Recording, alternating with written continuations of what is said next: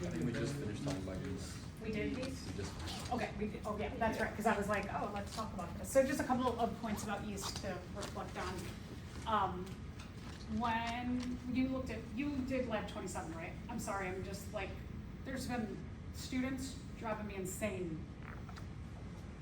some of which are in here. So is it marked missing for everyone?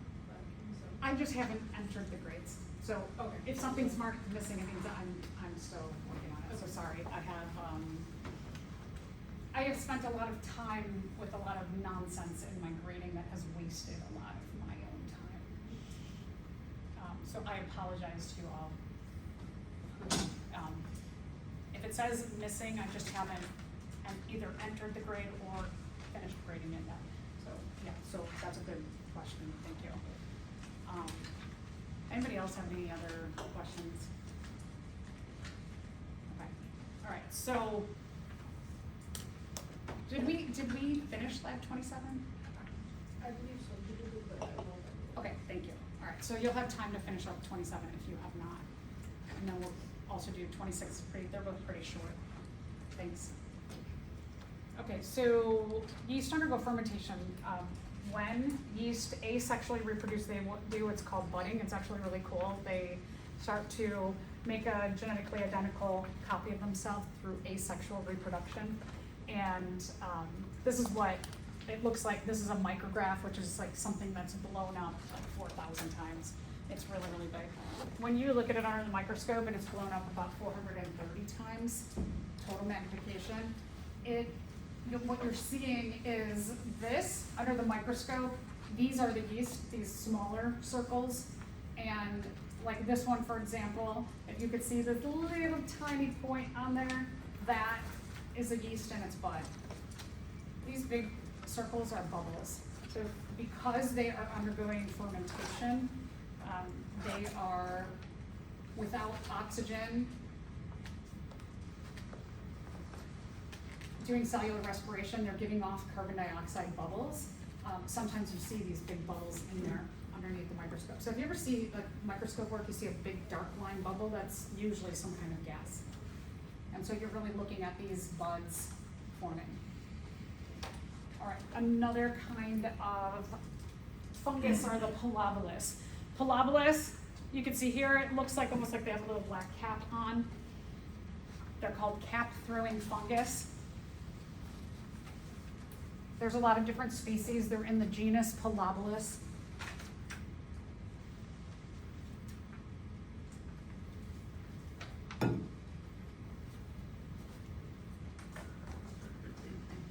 Part of their life cycle is that they have to get into the digestive system of something else so that their offspring have to be digested. They have to be exposed to high acid content so that they can begin their life cycle. And what these are growing on, this is a mature Pilobolus. These are the spores or their offspring in there. And they're growing on poop. And they typically have to grow, they go through the digestive system of an elk or a deer, and they have to get pooped out. So, that little hat, that black hat that they have, that's a cap. Those are full of probably thousands, if not millions, of spores. If you wanted to go find them, you could take a little walk through the forest. You'd probably find them growing on like a log, a felled log. And if you found those little Pilobolus, they could be a couple millimeters, different species like this big to a couple, maybe a few centimeters. If you went and blew on them, they would explode their little hats. That's why it's often called puffing, the way that they shoot their spores. So, dung or feces, they have to, as part of their life, they have to get into the feces of another organism. Imagine your plans for your babies. I just hope you get into a nice other organism and get pooped out. That's what they do. All right, so, let me share the picture. Okay, I'll explain a little more when I get to this last picture, because the context of it is important. When you saw their kind of like bulbous head, what's happening is they're bringing up water into their bodies and making a water pressure in that head, so that head will get bigger and bigger, so they can explode their little caps with all of their spores in there. Okay, so this is poop that they're growing in. Sometimes you can find them, certain species, on logs.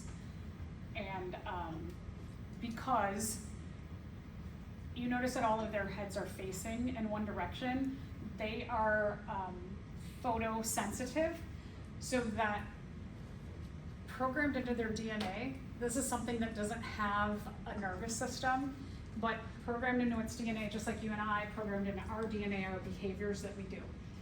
And one of the things that's programmed into their DNA is that they lean their heads toward a light source. So wherever the sun is, they're going to lean their heads toward the sun. And water is brought up from the poop, or maybe, like I said, certain species of log, and they build this water pressure until a point of they explode their spores. Could be a few feet for the little tiny ones, could be for some of the ones that are centimeters big, could be like over 10 feet, or maybe like 3, 4, 5 meters in length that they could shoot their spores. The strategy here is that the spores get onto grass or something that is photosynthetic, that gets sunlight, that another generation of elk or deer will eat. And then they'll eat that off the grass, and then the life cycle begins again for the next generation. So I just think this is like wild that organisms that have no nervous system still have behaviors that are programmed into their DNA to just know how to do stuff like that.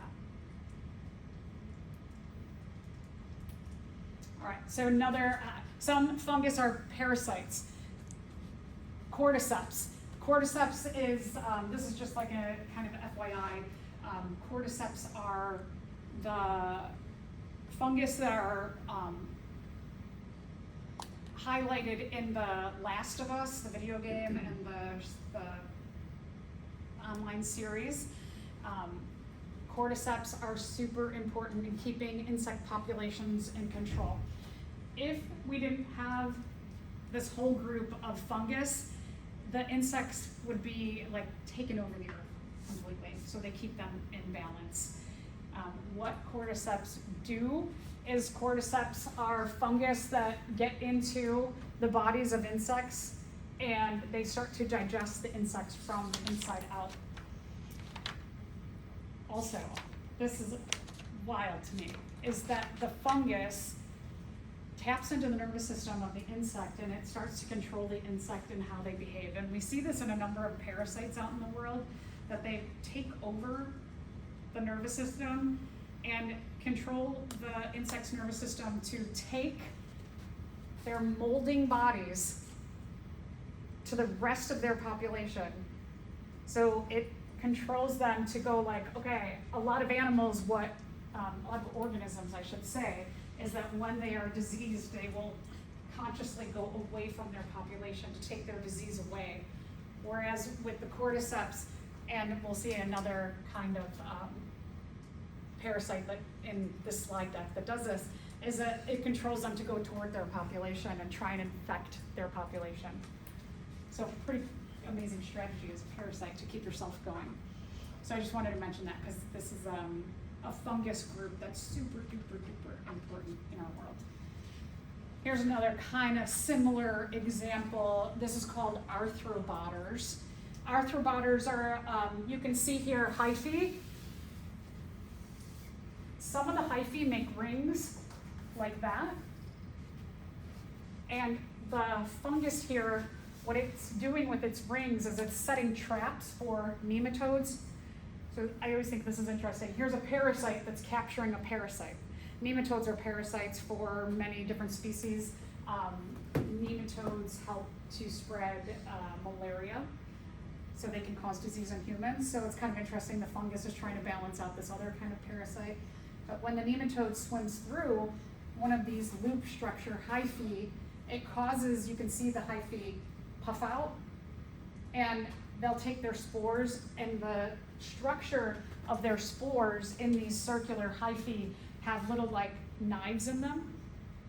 So they'll puff out and release some spores that basically cut into the nematode and stick the spores inside of their body. And like the cordyceps, the arthropods are also going to start to digest this from the inside out, and then also control the nematodes to go toward their population. So I kind of think of these little circle hyphae as traps.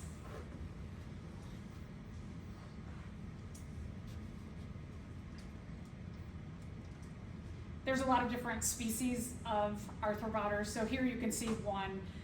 This is a different species. You can see their hyphae essentially are all traps.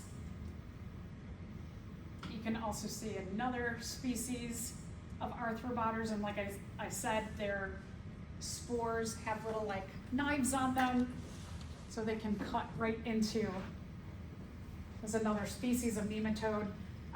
The species of arthropod are specific to the species of nematode they infect. So you'll see different species pair up together evolutionarily as well.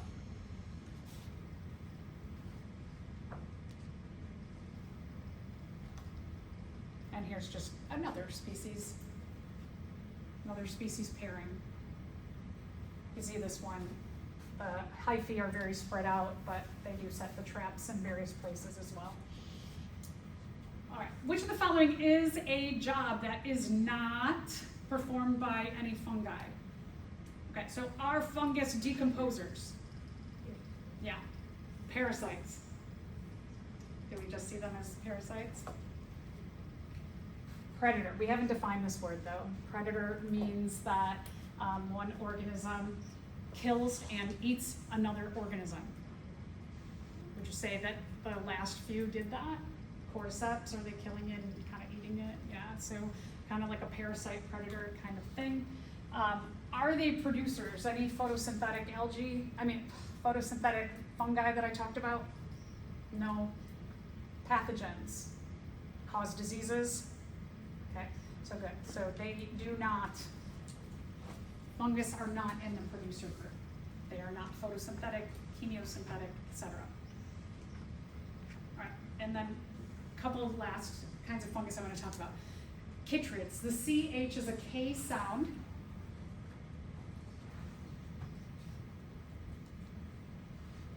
They're aquatic, so they're in water. Most of them are freshwater, some of them are marine as well. These go back millions of years. There's fossils back when plants started to go onto land, around there. The chytrids, there's a wide variety of different kinds. They do some decomposing, so they are part of the decomposer group. They also, some of them are parasites. Because they thrive in water and because amphibians use their skin as a secondary respiratory surface, the chytrids can easily infect frogs and other amphibians. There are mass die-offs of amphibians around the world happening. Amphibians are often an environmental indicator that something's not right in the environment, that something really bad's happening. And a lot of research is linking frog die-offs to chytrid species in water. And again, because the frogs breathe through their skin, it affects frog populations, salamanders, newts, things like that, more so than reptiles who are not closely tied to water, or birds or mammals. And then the last group I want to talk about are called ergots. Ergots are a fungus that grow on cereal crops, rye, barley, wheat. A lot of the basis of what would be in a box of cereal.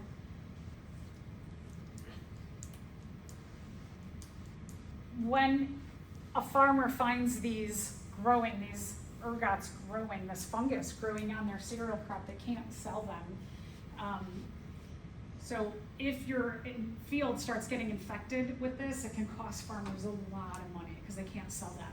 And the reason why they can't sell it is because the ergots are toxic to us, as well as we might have, like in cattle farms, sheep farms, even chicken farms, they might feed them some of these cereal crops, could kill somebody else's, what somebody else is farming. And so the farmers have to be really careful because they get sued by other farmers or by companies if these got through a various means to our boxes of cereal, could kill a lot of humans. So this has to be very, very carefully looked at and regulated. Some of the things that are kind of interesting about the ergots is it calls ergotism disease, which can be convulsions, hallucinations, gangrene. If your cattle are eating this, it could cause your cattle to die. So even out in, if you have grass-fed cattle, you have to look and make sure they're not going far away, and they have to follow the cattle sometimes to make sure that even out in the fields far down, they're not eating some kind of cereal crop that's infected. Hallucinations. So when this is properly processed, you can make the drug LSD or other kinds of drugs. But again, this has to be really carefully processed, that you don't get the stuff that causes gangrene and convulsions, but you get the chemicals, the lysergic acid that causes the hallucinations. So that you can't just go out and eat some ergots and think ooh, I'm gonna get high. It doesn't work that way. All right, so let's talk about plants. So if you flip backward to plants, please.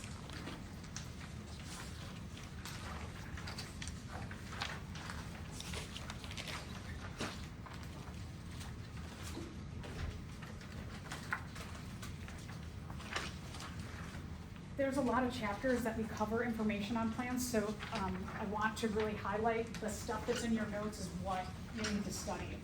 I think plants are right after, here we go, page 62.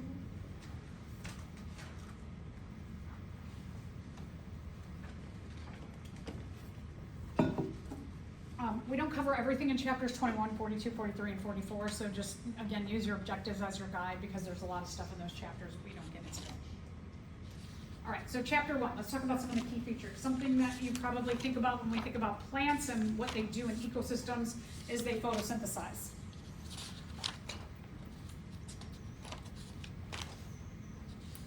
Through doing this, they provide food.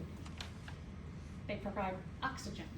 Oxygen in the food, we know go through cellular respiration. We've talked about this before to help break down our food efficiently. Plants do all kinds of crazy things. If you ever take a botany class, plants defy what other organisms can't often do. They do these alternations of generations between haploid, like what typically would be just for sperm and egg, and then they make diploid and they go back to haploid. All kinds of craziness that you don't see in other groups of species. Okay, so let's talk about the impact of plants on other organisms. So they make our food, right? That's a big thing we often think about. Air, pump the oxygen into the air, take the carbon dioxide out. A lot of plants can recycle our air for us. One of the most toxic places that you visit is your own house. You can lessen the toxicity of your house by putting certain plants in your house. Most of the plants that will recycle your air, I should say filter your air, these are super easy to keep, like spider plants, for example. I had a spider plant for, I think back 26 years. One spider plant, still going. And it actually, I found it on the porch of an apartment I was renting. And I thought it was a plastic fake plant. It was hanging in a basket in the corner of this kind of sunroom. And I just thought, oh, that's just some weird plastic plant, I don't wanna get up there, it was a high ceiling. And it stayed there for 3 years before I eventually was like, I'm gonna take that ugly thing down finally, and found it was a real plant. I didn't water it for 3 years, I don't know how it survived, but still going to this day. So when you say, if you're somebody who's like, I kill plants, like, some of these are super duper easy to keep. So, just another tip is this time of year is really great time to open the windows, let your house air out, or your apartment. You should do that at least like once a month, even when it's cold out. Just get a cross breeze to filter the toxins out of your house. Plants also help to stabilize soil. We'll talk about the importance of their roots, and they help to recycle water, and we'll get to all of these soon enough. So, as I mentioned, plants, through photosynthesis, they create oxygen and then they recycle our carbon dioxide. And really important for us to have that oxygen to break down our food. Because plants can take carbon dioxide out of the atmosphere, they're very important for fighting climate change. But a lot of what we're doing in our world in terms of like government regulations around the world is they're allowing people to go into places like the rainforest, not people, but I should say companies, to go tear down rainforests. So we're getting rid of not only a diversity of plants, but plants go, the fungi go, the protists go, the animals go, the bacteria all go. And what we're losing is we're losing tons of photosynthesizers. And what often we are putting in, or they are putting in, are fields of cattle, chickens, pineapples, going from having a diversity of plants to growing like one kind of plant. Bananas, we're just gonna grow bananas here. And so you're really reducing the amount of photosynthesizers that can take carbon dioxide out of the atmosphere. So we're doing like this double awful thing. When they get rid of a rainforest to do what they call a monoculture, they're gonna put cows there, or you're going to put pineapples there, is they often burn all of the living organisms down in those areas, and that adds extra climate change gases to the atmosphere. So not only are you removing the organisms that can fight climate change, but you're adding to climate change and burning the organisms that live there.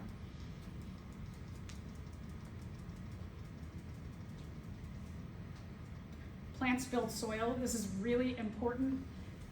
Roots build land. Other things that humans are doing is that on shorelines, really all of our shorelines, whether we're talking about islands or we're just talking about the shorelines of the United States and tropical areas, they should really be lined with mangrove trees.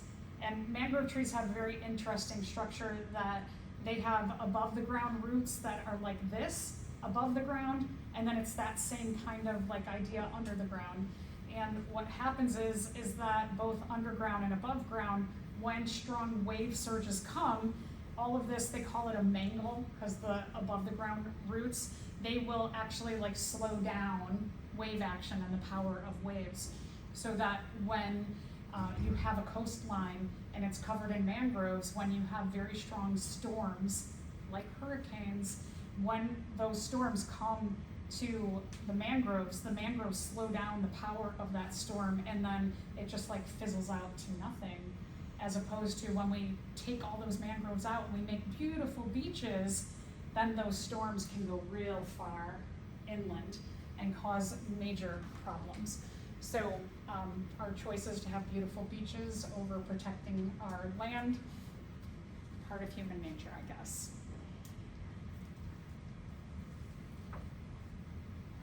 The way that plants keep themselves hydrated is through a process that is called transpiration. So like us, when we get hot, we perspire, we let go of water. The way that plants hydrate themselves is through the roots. The roots are soaking up, absorbing water, and then the structure of water, the hydrogen bonding of it, is pulling that water all the way up. the way that plants pull more water from their roots all the way up to their leaves is that they let go, they open pores on the undersurface of their leaves, so they keep them closed, and then they open them a little bit, and they lose a tiny bit of water to pull more water up to the top of the plant. So they kind of like perspire, they transpire, they lose water to actually gain water throughout their bodies. And those little bits of water that they release up at the tops of the plants evaporate and make clouds, and then those clouds eventually get full and precipitate, come down. So plants and just their evaporation and precipitation cycles that they influence have a huge influence on the climate of an area. So let's go back to my like monoculture cattle or pineapple farm. Is when we do that, when companies come in and they get rid of a whole bunch of rainforests, it totally changes the climate, and it has a dire effect on not only that ecosystem, but the ecosystems surrounding it. So that surrounding ecosystems often will enter droughts because they don't have all those plants who are evaporating water, and then the precipitation comes down and then evaporating water, so they lose all of that rain. So it has really huge effects on, could make people not have any water at all, not have any food in surrounding areas at all.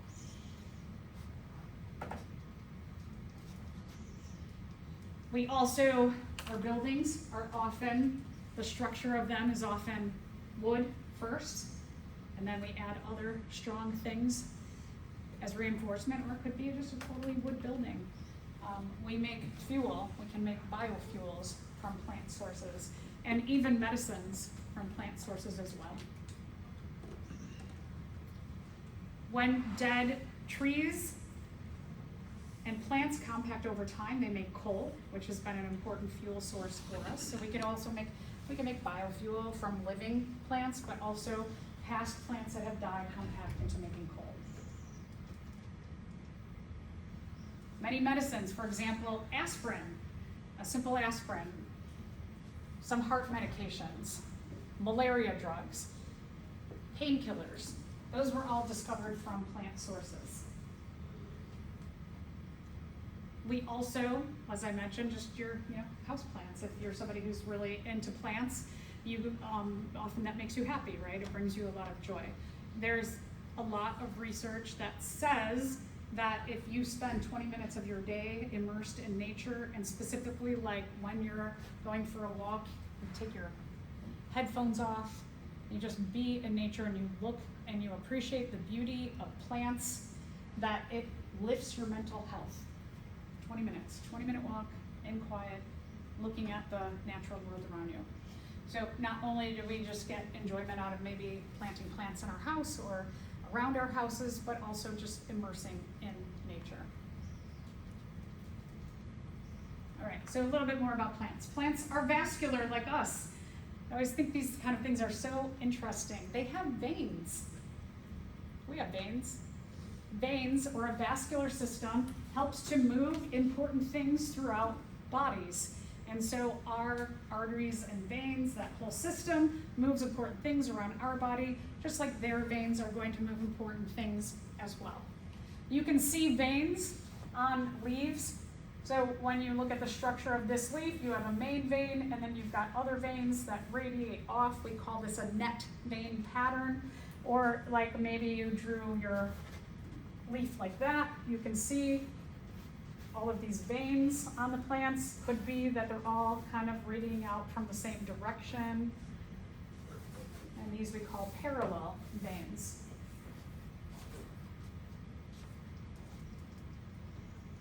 Let's talk a little bit about the major groups of plants. This is going to be really important for our lab that we're doing today, Lab 26. So there are non-vascular plants. When we're talking about a non-vascular plant, it means a plant that doesn't have veins.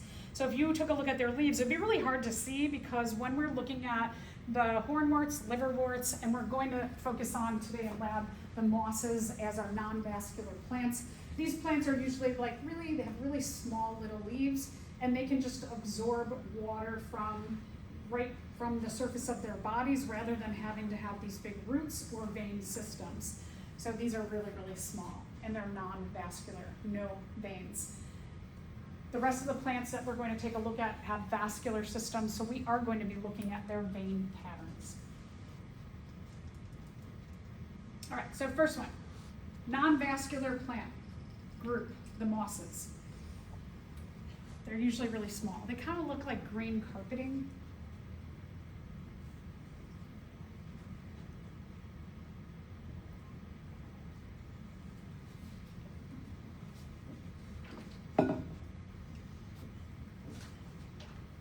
Usually we'll find them, they can grow on rocks.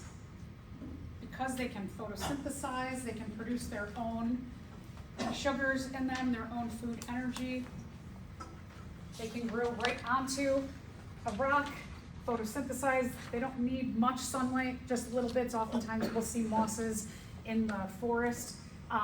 You can actually try and figure out your direction of where you're going, because there'll be more mosses in the side of a tree or a rock that has the majority of the sunlight.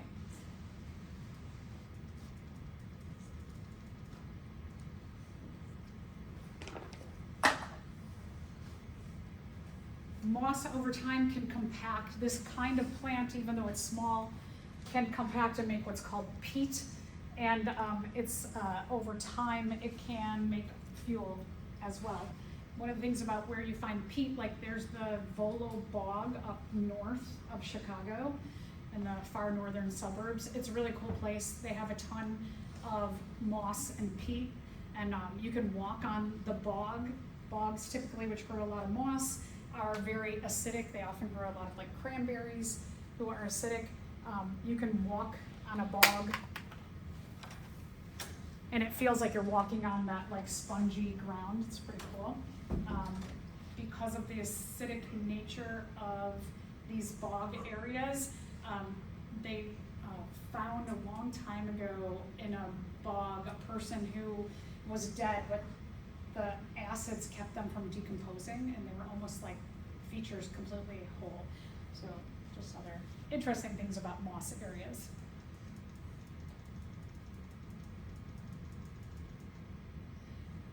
Okay, the ferns. They're called pteridophyta. The P is silent. Pteridophyta. There's a huge variety of different kinds of ferns. Some of the main characteristics of ferns is that when the leaves grow, they're coiled up like this, and then they come out, and it looks like a fiddle, like the end of, when you're looking at the end of a violin or something, there's usually like the wood is like this for the strings to be screwed into. So they look a little bit like a fiddle's head. And they have not only, here's kind of I think an interesting thing, is that when you're looking at a leaf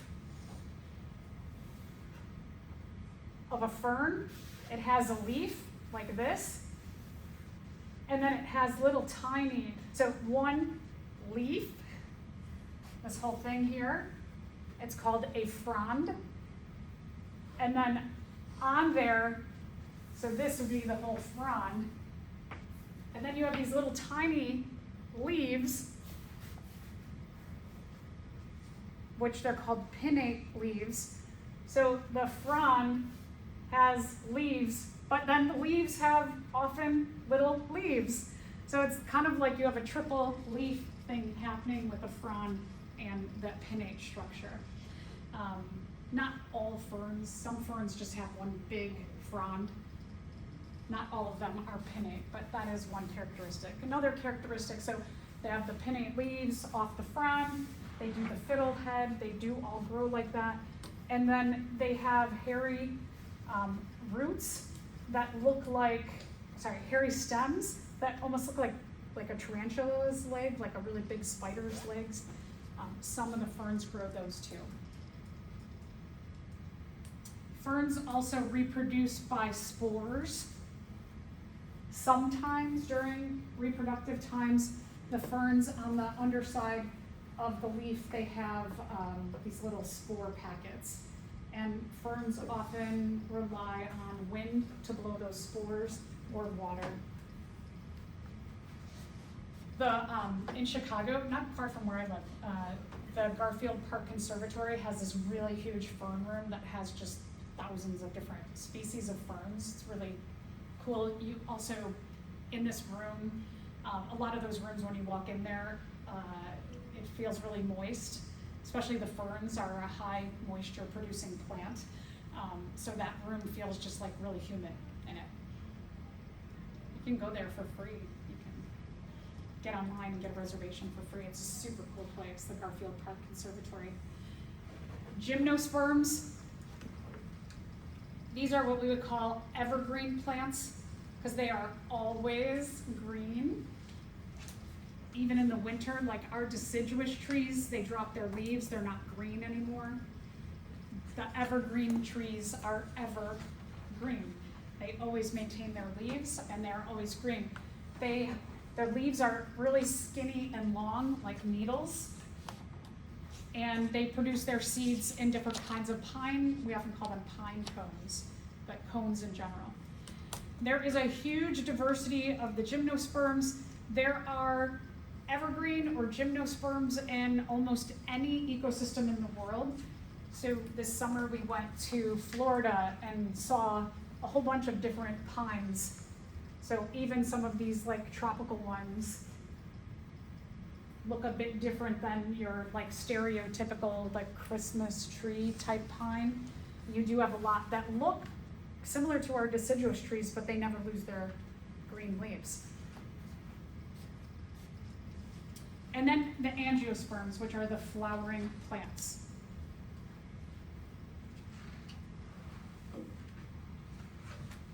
Flower diversity is enormous. There are, like on our native grasses,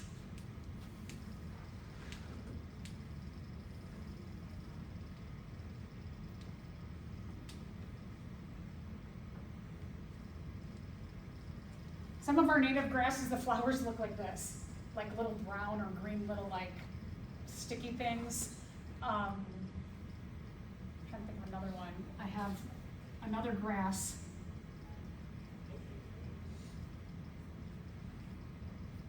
Where the flowers are like that. They're just like little stickies that poke out. So flower diversity could be,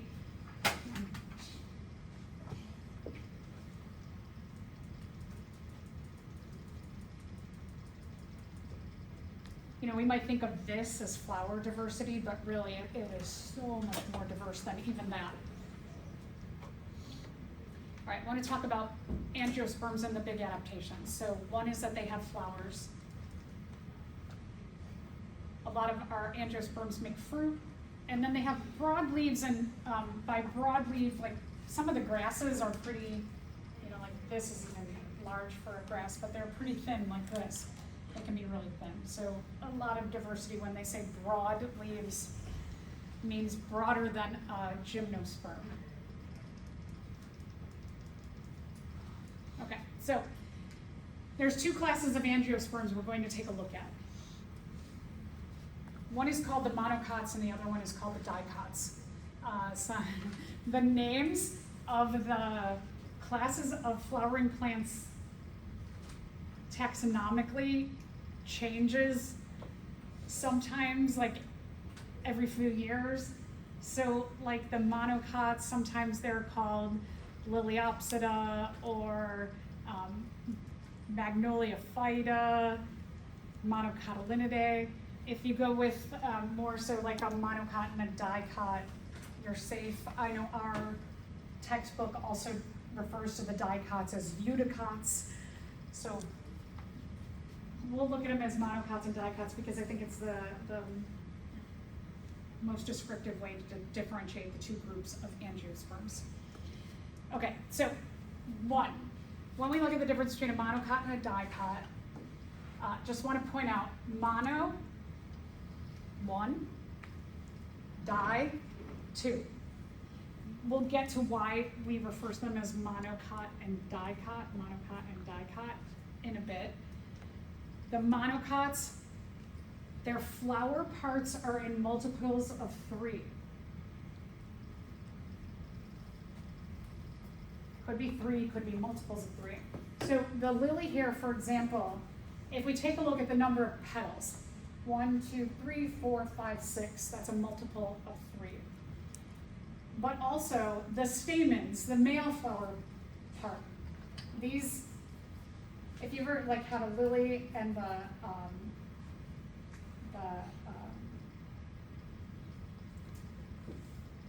pollen on the lily comes from here, the stamens, the male flower part, the pollen can often stain.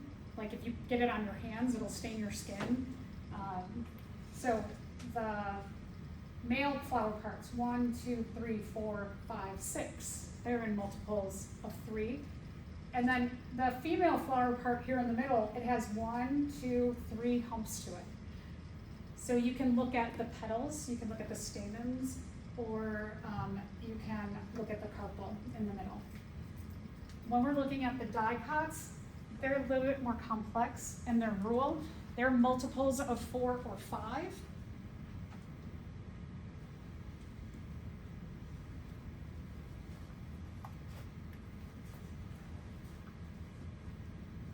So like this one here, 1, 2, 3, 4, 5 petals.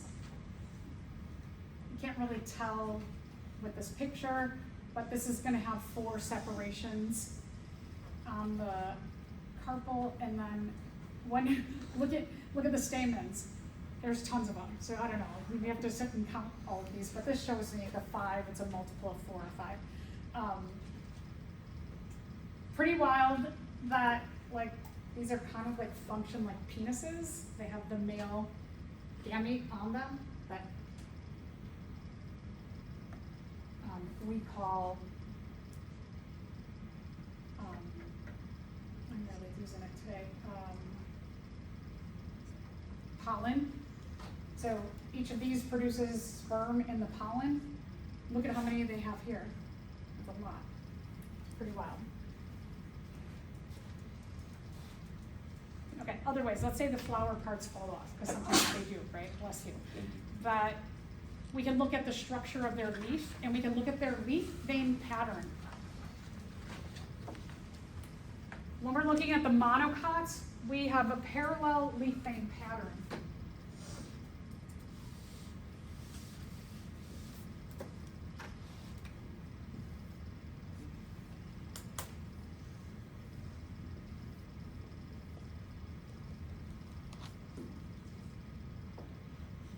All the veins go in the same direction. When we're looking at the dicots, they have what are called net veins.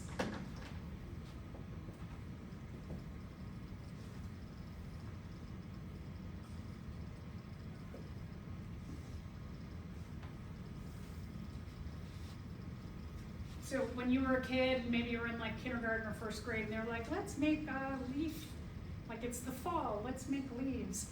You oftentimes would do this, is you'd make an oval, and then you'd have this main vein, and the other veins would radiate off.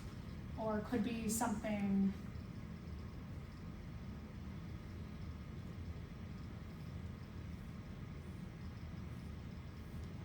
like that. Another common, just very simple leaf. What we're seeing is a big difference between this, the parallel, they're all going in the same direction, and these have a main vein and the other veins go off of that main vein.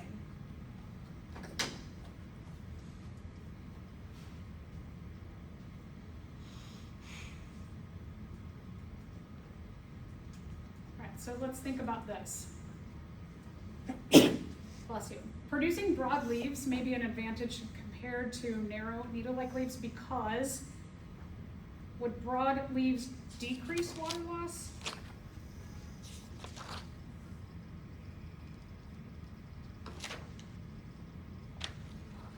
Would it increase gas exchange and photosynthesis? That one sounds kind of good. Increase the surface area for more absorption of water. Did I say that leaves lose or gain water? They lose, right? So no. Allows for more seeds to produce. Did I say anything about seeds being produced by leaves? No. Would it increase the transport of spores? Did I say anything about the angiosperms producing spores? No. So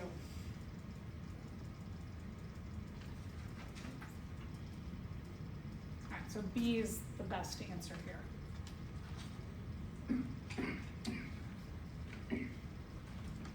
All right, let's talk about some other characteristics that we can look at. Let's say the leaves all fall off, and the only thing that you're left with is the stem of the plant.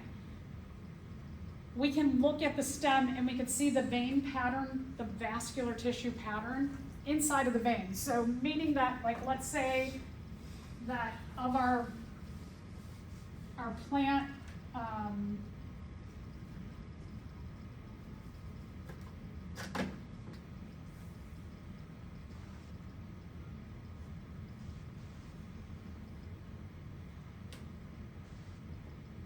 so you've got your main part of your plant, right, that goes down to the roots. And let's say these all fall off and you're just left with that main part of the plant. We could take that, we could cut it, and we can look down into the stem of our plant, and we can look at a pattern inside of that stem looking down.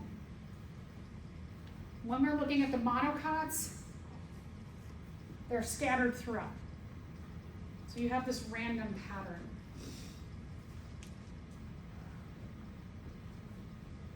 Under the microscope, when we blow this pattern up, those dots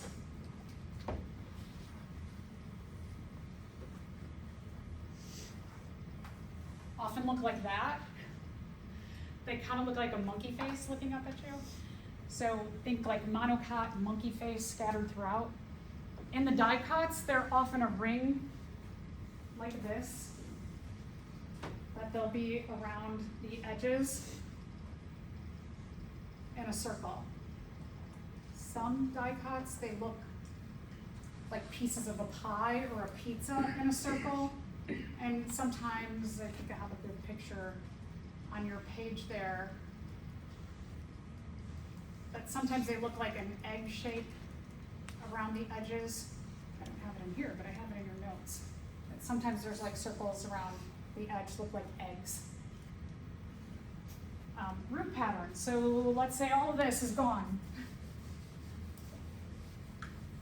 And all you're left with are, you can dig up the roots, and we can take a look at the pattern that the roots have. So the monocots have what are called a fibrous root system. We often call them annual plants around here because you have to plant them annually every year.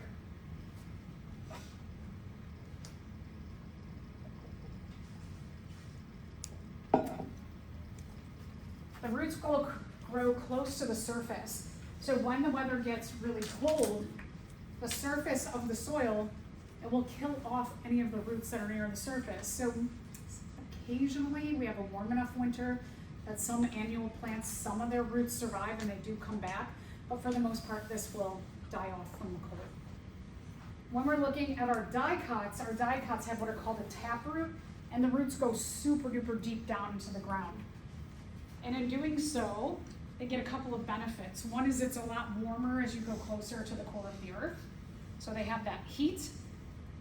Maybe when we're looking at what we call our perennial plants in our area, this much of that root system dies off, but this survives.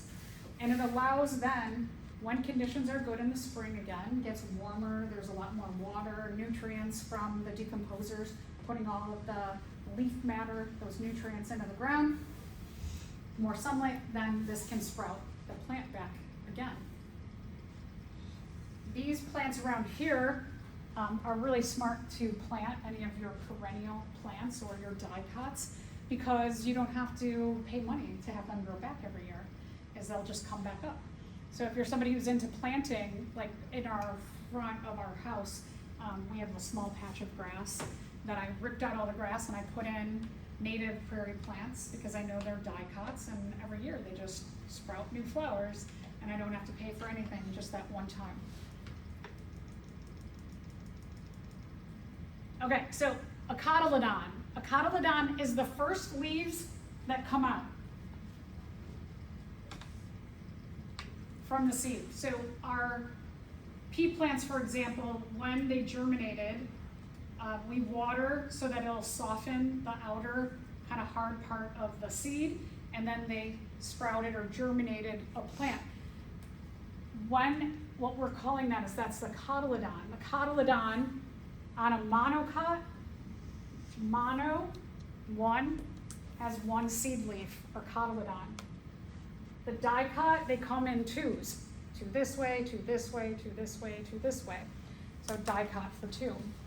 So the cotyledon, one seed leaf in the monocots and two in the dicots.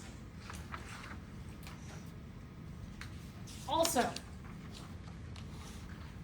the cotyledon are cereal grains, like corn is a cereal grain. Each kernel is one piece. Corn is a monocot. The seed is one piece. Beans, nuts are dicots. A lot of our trees, they have two pieces. So our seed, like think about like a peanut or an almond. You can make that, you can kind of like peel it into two pieces, right? One seed, you get two of them. So that's a dicot. When it has two pieces of the seed, dicot, one piece of monocot, one cotyledon seed leaf, monocot, two dicot. So you're going to use this to identify the difference in the angiosperms. Is it a monocot or a dicot? You'll look at the flower parts. Multiples of 3 is a monocot. Multiples of 4 or 5 is a dicot. The leaves, if the vein pattern is all running in the same direction, it's a monocot. If it is, we call it often palmate, has a main vein and then the other veins radiate off, it's a dicot. When you look at the stems and you look down at the vein pattern in the main stem, you see a scattered pattern in the monocots. If you look at that under the microscope, you'll see little monkey faces looking at you. On the dicot, it is a circular pattern, could be little triangles or little like egg shapes. Monocot roots are shallow, dicot roots are deep, taproot, and the cotyledon, one piece, one leaf, dicot, two pieces, two leaves. Plants have stem cells just like we do. We call them meristematic tissues. Meristems give rise to all of the differentiated cells in a plant. So just like in our bone marrow, we have stem cells. The stem cells in our bone marrow, they give rise to all kinds of things, circulatory system. The meristem cells are very generic. They can give rise to what we call our differentiated cells. In plants, that means that the meristem cells can give rise to leaves for photosynthesis, fruit, flowers, roots, all of the very specific or specialized kind of cells. All right, so a meristem cell is what we would say undifferentiated. It can become anything.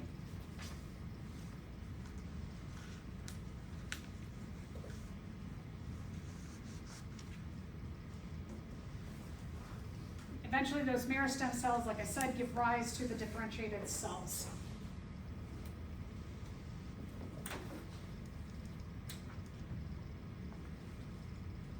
Specialized differentiated cells, flowers, leaves, the trunk of the tree.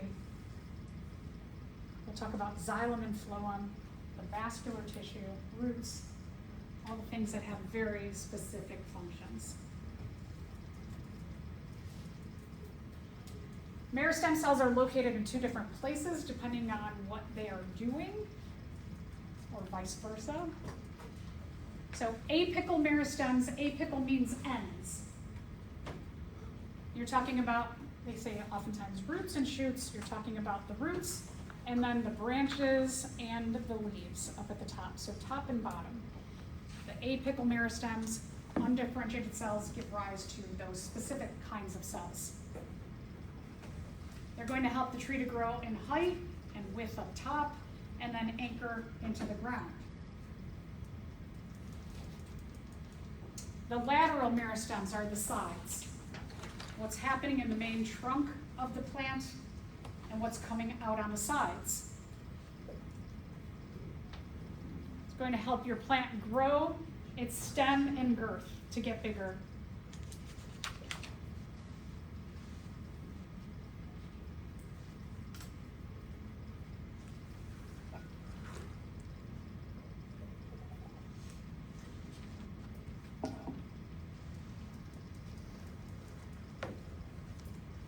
The vascular tissue transports important stuff around the body, just like our vascular tissue does.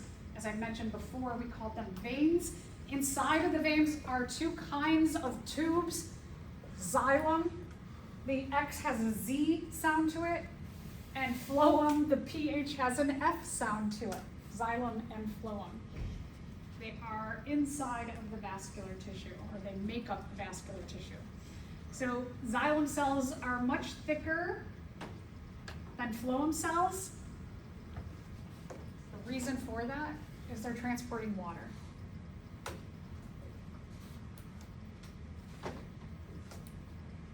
The ability of water to bond to other, so like one water molecule to bond to another water molecule, we call that a hydrogen bond. Hydrogen bonds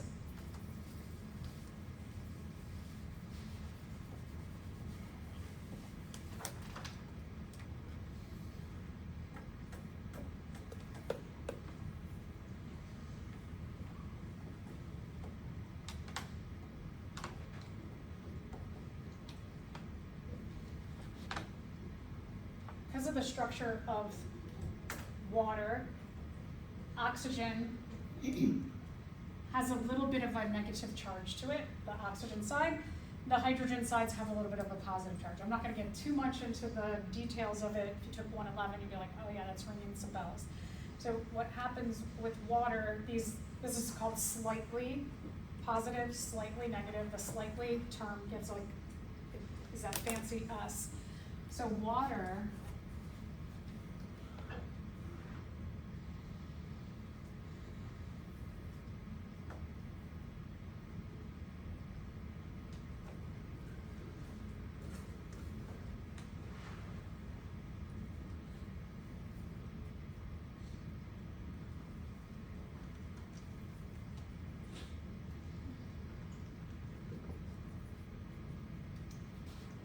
can make these bonds between two by having the attraction of a little bit of the positive side to the little bit of the negative side, and it can start to bond kind of around itself.